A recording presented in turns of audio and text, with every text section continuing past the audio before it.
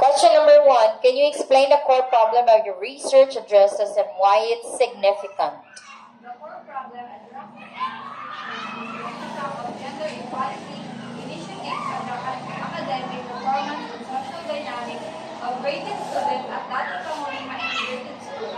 This issue is significant because gender equality in education is a crucial factor in promoting equitable opportunities and fostering.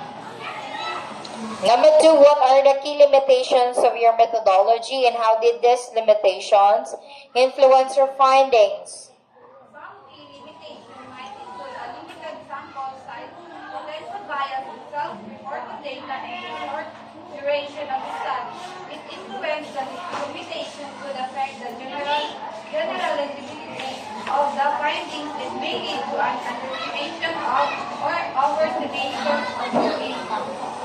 Okay, number 3, how did you ensure the validity and reliability of your data collection methods? To ensure validity and reliability, multiple data collection methods were used, such as surveys, interviews, and observational studies. Triangulation of data sources help to confirm findings and reduce biases. 4, could you elaborate on the statistical analysis you employed and justify your choice of techniques? Statistics were used to summarize the data and inferential statistics such as t-test or ANOVA. These techniques were chosen because they are all proven.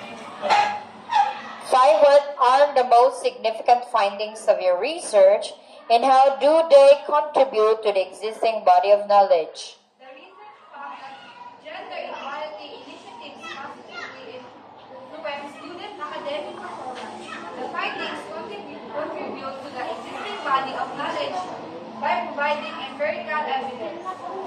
6, did your research uncover any unexpected results and how did you interpret these and what are their implications? An unexpected finding was that male students reported higher levels of engagement in gender equality discussion than anticipated. Number 7, what are the practical implications of your findings and how might they be applied in real-world settings? The findings suggest that implementing gender equality programs can enhance student engagement and performance, which can be applied to other educational institutions seeking to improve their learning environments. 8, what are the potential limitations or challenges in applying your findings? Potential challenges include resistance to change from stakeholders and the need for ongoing training and resources to sustain gender equality initiatives. 9, what are the next steps in this line of research and what future studies would you recommend based on your findings? Future studies will explore the long-term impact of gender equality initiatives and examine their effects in different educational contexts or ages. 10, and last, how would you respond to criticism that mention in a specific potential criticism relevant to your research? A potential criticism would be that the studies does not account for cultural or socio-economic factors that might influence the outcomes in response. I would acknowledge these limitations and the future research will incorporate these variables. Okay, congratulations.